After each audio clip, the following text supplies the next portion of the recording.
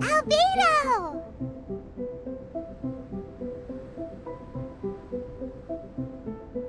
Traveler, Paimon. I suppose your story is ready. Yep. How about you? Do you need some more time? No need. I am also ready to tell my story. Paimon calls dibs. Paimon first! Please, go ahead. Okay, here goes. Once upon a time, there was an evil researcher who went into the mountains and did a crazy experiment on whopper flowers to transform their appearance. After a lot of pain and suffering, the whopper flowers finally took on a human form. Then they stood by the side of the mountain to wait for unsuspecting bypassers. To whoever spoke to them, they would ask them questions such as, "Who am I? Who are you?" If the bypasser got the wrong answer, the last sound they'd make would be a yelp before the whopper flower ate them alive in one bite. Ooh, truly frightening. What the? You two aren't scared at all! Don't go nitpicking, okay? If you didn't like the story, go write your own! In other words, the whopper flowers would ambush and then completely replace their victims. And then what? Go back to where the person lives? Enter their home? Eat their whole family? Paimon made up this story, but now Paimon's the one who's scared by it. It's a good story. Oh, may I write it down? I may bring it up in future conversations. What for? Just to scare people with? Yes. You've got a real mean streak, Albedo. Mine is a little longer than yours. It starts with an alchemist. A great alchemist once created Subject 1. Subject 1 was her proudest achievement, and successfully blended into human society. No one ever would have thought that this friend of theirs was in fact a synthetic human. However, unbeknownst to Subject 1, the alchemist had tried the same experiment many times before he had come into being. Some of the rejects from failed experiments had been discarded, but had not died. Subject 2 was one such failed experiment. He was swallowed by a great dragon that came to rest upon a snow-swept mountain. Many years later, he was resurrected by the dragon's mysterious power. He saw all kinds of people on the mountain, including Subject 1, who had somehow miraculously blended in among them. Never in Subject 2's wildest imagination had he thought it possible for experimental life forms such as they to deceive everyone so successfully. He saw the way humans accepted Subject 1 as a friend, witnessed their affection as they addressed him by name. This was what Subject 2 wanted. Now, all that Subject 2 desired was to replace Subject 1 and take the joy of his existence for himself. This is giving Paimon the chills. So scary. Subject 2 began to unfold his plan. He stole Subject 1's books and notes and studied all that Subject 1 had learned from the alchemist. Subject 2 was highly intelligent, and he learned quickly. He changed his face into an exact replica of Subject 1's face. Then, he found a plant with mimicry capabilities and transformed it using dragon blood and alchemy. And so, not only did Subject 2 transform his own appearance to perfectly match that of Subject 1, he also created a third entity, Subject 3. What? There's 3 of them now? But Subject 2 wanted to become a perfected human.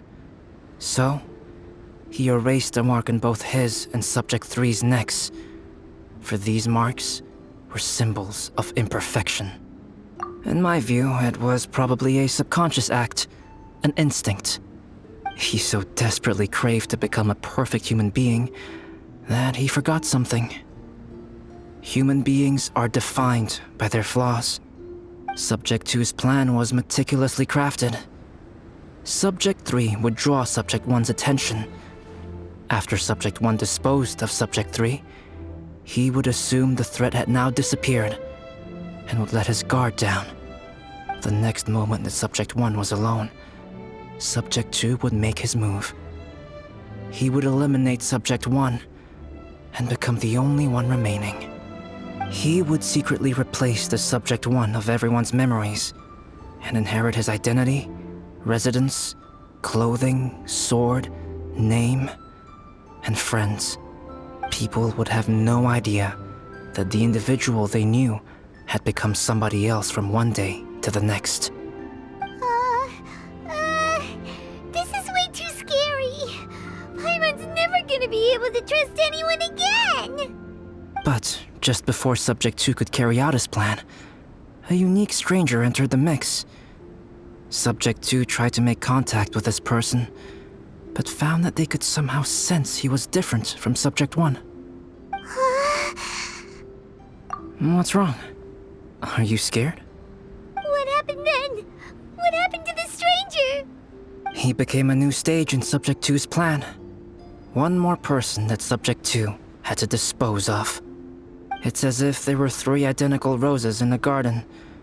Only one of the 3 was a fine specimen, while the other 2 were defective specimens that bore poisonous thorns.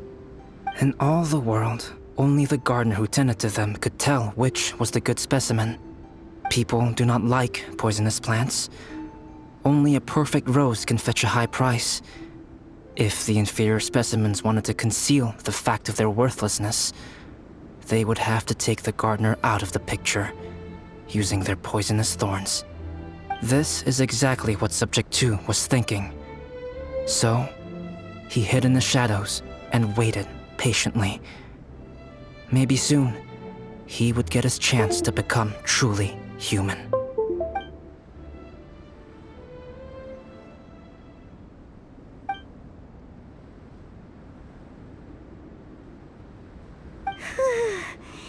That was intense! So what happened after that? Did Subject 2's plan succeed? Paimon can't bear thinking about it. Fortunately, it is just a story. And even in this story, Subject 2 did not succeed. But you can never let your guard down on Dragonspine. Monsters mutated with Durin's power and blood are also creatures of Rhine-Daughter, just like me. You must beware of all such creatures. I'm glad to hear that. It's okay. I know what I am.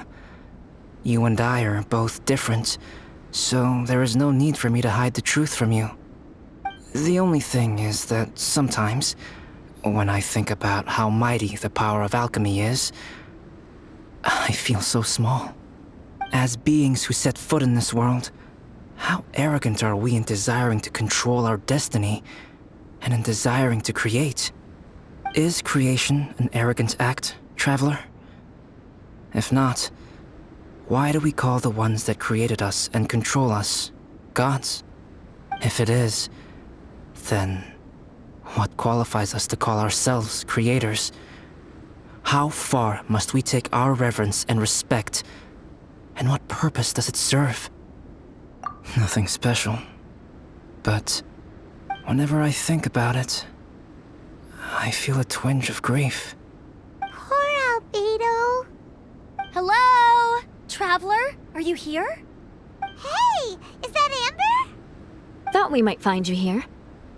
We're here to deliver a message from Cyrus. There's gonna be a big event down at the base camp, and they want you there too, Traveler. Winter camp is nearing its end. Apparently, even provisional instructors are required to attend. Looks like we need to go, Albedo. Bye for now. Then I won't keep you. I have some things to attend to here, so forgive me for not seeing you down.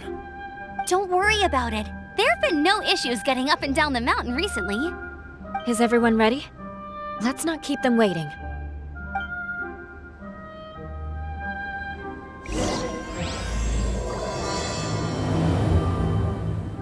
Всем доброго времени суток, уважаемые зрители и подписчики канала. С вами Аватар Льва. Мы продолжаем прохождение Genshin Impact. И как вы уже заметили, это были откровения Альбеда, его, так сказать, история происхождения.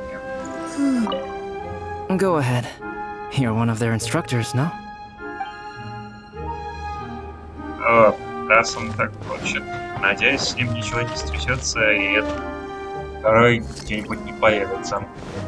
Хотя вполне вероятно, что так может быть.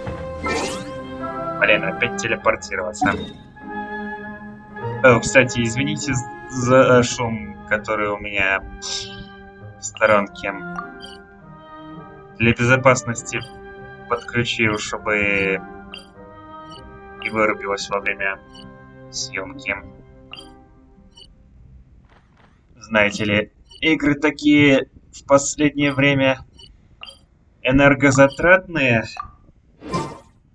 а мой ноутбук это не выдерживает. Хотя как раз специально покупал его геймерским.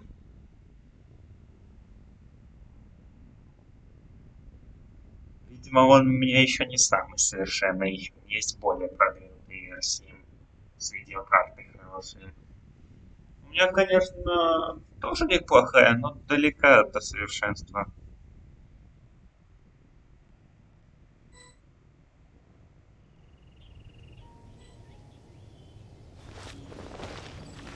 А? Huh? Who is this guy? Allow me to introduce Yozerf. He's Joel's father. Dad, this is that traveler I was telling you about. The traveler's helped me out loads in the past, and this time we even built a snowman together. Joel has told me everything about you. I can't thank you enough. Wow, this is amazing! Wait a second. Why is Cyrus discreetly wiping tears away? And what is Pallid doing here? Pallid is the hero of the hour this time. Go on, Pallid. Tell us what happened in your own words. Okay. The weather was fine on that fateful day, and I had a feeling that Lady Luck was smiling down on me. So I trusted my gut and set off to explore somewhere new, somewhere dangerous. Because where there is great danger, there is also great treasure. Why does this sound so hard to believe? But I had only been away from the group for a short while when I fell down a slope and just started rolling. Uh-oh. Did my bad luck... Да ёшкин кот, и... Huh? Who is this guy? Allow me to Dad, this is that traveler I was telling you about. The traveler's... Joel has told me everything about... Wow! Wait a second. Why is that... Pallid is the hero of the hour this time. Okay. The weather was fine on that fateful... But I had only been... I fell down a slope. Uh-oh. Did my bad luck rub off on him when we ran into each other on the mountain? The place I fell to was somewhere I didn't recognize, and I'd sustained a few injuries. I remember thinking to myself, this is the worst luck I've ever had in my whole life. Then I met Yozerf. He'd heard the sound of me falling and came out to see what was going on. Huh? Wow! So it was completely by chance then! I thought he must have been someone from the Adventurers Guild here for the event, but after a few words of conversation, it was clear that he was having memory problems. He didn't even know his own name. The temperature was freezing, and there was no time to deal with all that there and then, so I convinced him to come back to the camp with me and figure everything else out after we got there. We got back to the camp, ran into Joel, and the moment he saw him, he froze for a second with this completely stunned expression on his face, and then he started crying out, "Dad! Dad!" That's when Yozerf suddenly started to remember. My memory has still not fully recovered, but Joel and his mother, they are the only ones that I will not, no, that I cannot forget. Daddy. Daddy's right here, Joel. Daddy's right here. Yozerf, don't you remember anything else at all? The poor princess? Feeding the foxes? I'm sorry. I have no recollection. Maybe it's because of the head trauma. I'm not sure. I woke up and found myself covered in blood. My things were gone, and there was nothing to indicate who I was or how I got there. I crawled into a cave and settled in for a slow recovery. After my legs and feet were a little better, my hunting skills were what kept me alive. Dad, I was so worried about you. I'm all right now, Joel. Oh, don't cry. Daddy's not going anywhere. I'm here to stay. Oh, this is good. This is good. You know what, though? I definitely think my luck got worse after running into Benin on that mountain. I knew it. I just... No. I just meant if it weren't for you, there's no way I ever would have run into Yozerv on a mountain this huge. Besides, we got back safely, didn't we? So don't blame yourself. Maybe sometimes miracles can only happen when you get just unlucky enough. Ballad. When did you become such a smooth talker, huh? Huh? Am I? I was just telling the truth. Oh, yeah. I want to say thank you to the Traveler, Uncle Cyrus, Auntie Eula, and Auntie Amber. Thanks, everyone. You all helped look after me, and I will always remember it. But I guess I can't take the snowman with me, or it'll melt once it leaves Dragonspine. It's such a shame.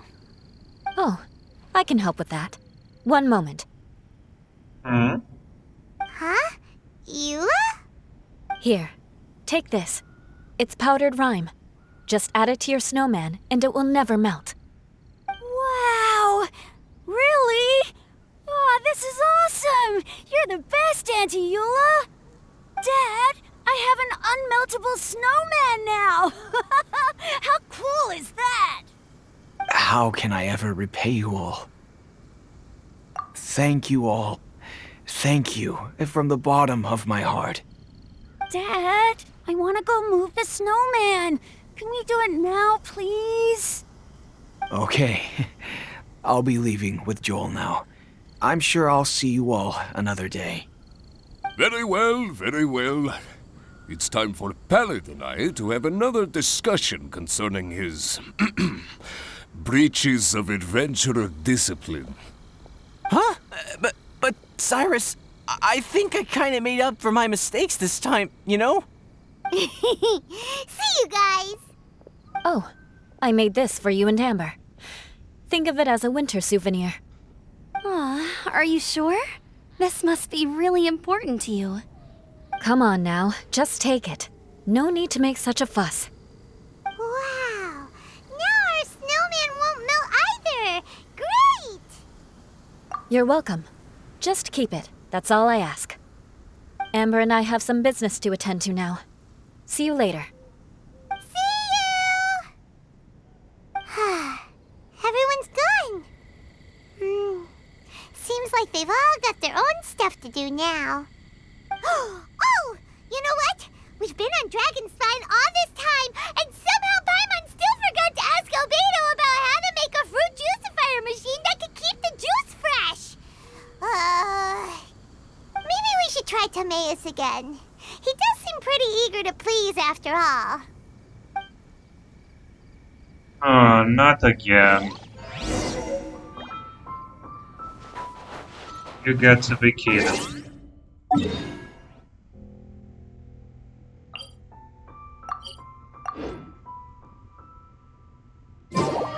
Anyway, думаю, самое время возвращаться в Mondstadt.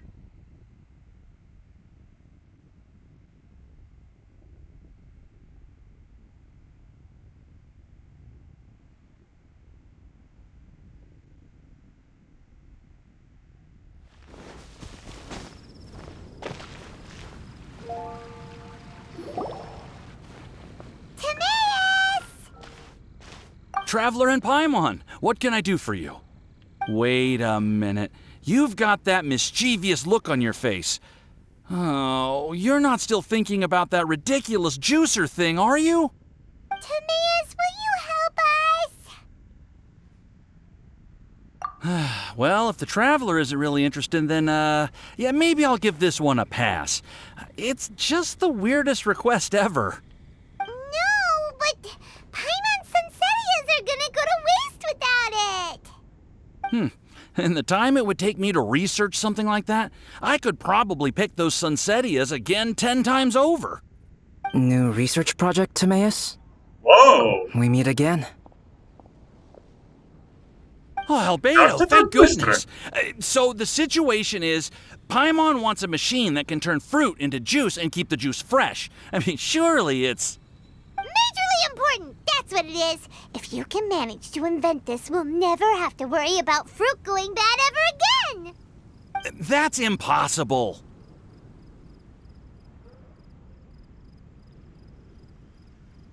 Hmm.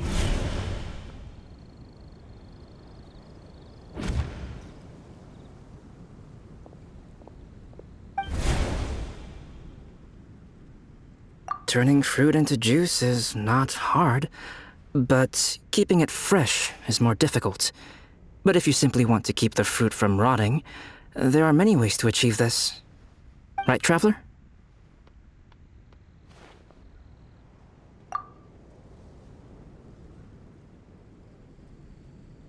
What about his neck? What's wrong? Is there something on my neck? From the look on your face, it's as if you thought I just played a practical joke on you that was in exceedingly poor taste. Господи. Albedo, you were saying, how do you stop fruit from going bad? Well, one way would be to bury your fruit on Dragonspine, where the snow never melts all year round. But then Paimon won't be able to eat them. You could always live on Dragonspine. No, too cold for Paimon. Or you can give the fruit to me, and I would take it to Dragonspine for you. But since you don't like the cold, you'd have to send someone else to pick them up when you want them. This is where you come in, Traveler. Oh, Sounds shit. a lot more feasible with other people doing all the work. Okay then, shall we go with that idea? Fruit buried on Dragonspine will stay fresh for much longer. However, it is also possible that the fruit will sprout and grow into fruit trees. Who knows? Maybe the next time you visit, it will have grown into an orchard. You can water the trees, add fertilizer, and when they finally bear fruit, you will have some fresh Sunsettias. No way! Then Paimon will have to be a gardener. That's not the goal here. Oh? Well, I don't think being a gardener is so bad.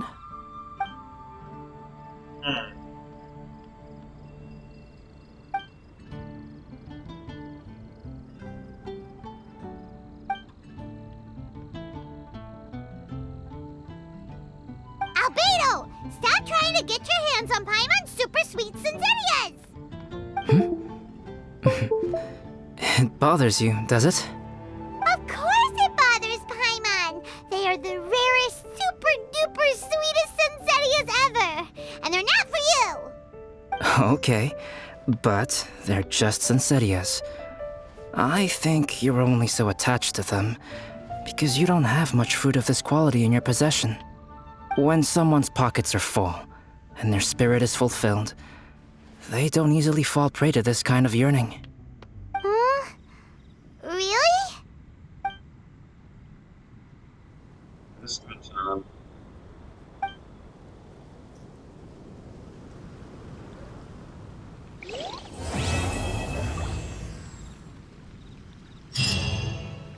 Well.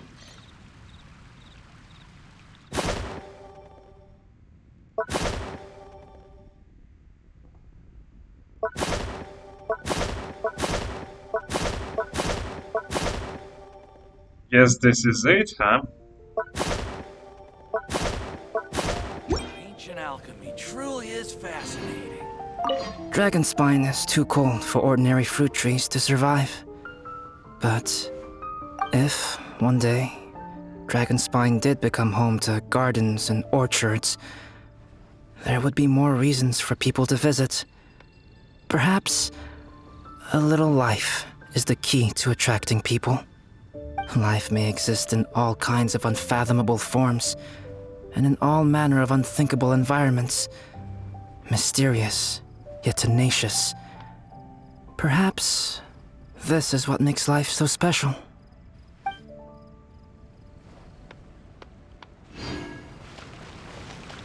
И на этом история Альбедо подошла к концу. Ну, точнее, ивент, связанный с ним. Ну, до самого конца ивента еще несколько дней, так что я поучаствую в конкурсах ради того, чтобы заработать награды.